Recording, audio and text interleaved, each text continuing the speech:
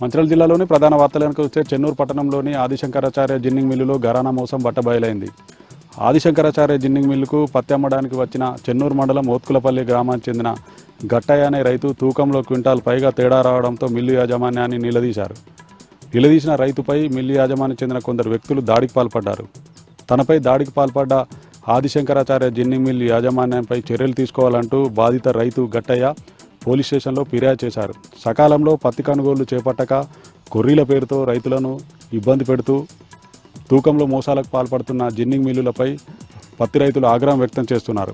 Adi Shankaracharya ginning మిల్లుపై చర్యలు తీసుకోవాలంటూ అధికారులను పత్తి రైతులు డిమాండ్ చేస్తున్నారు.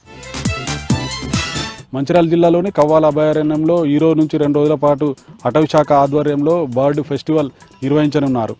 మంచిర్యాల, హాజీపూర్ అటవీశాఖ రేంజ్ల పరిధిలోని గాంధారివనం, ఏసీసీ క్వారీ ఏరియాల్లో బర్డ్ ఫెస్టివల్ సందర్భంగా ములుగు, సిద్దిపేట అటవీశాఖ రీసెర్చ్ కళాశాలకు చెందిన విద్యార్థులకు పక్షుల జీవన విధానంపై అవగాహన కల్పించారు వైల్డ్ లైఫ్ ఫౌండేషన్ సభ్యులు. ఈ కార్యక్రమంలో పలువురు అటవీశాఖ అధికారులు పాల్గొన్నారు.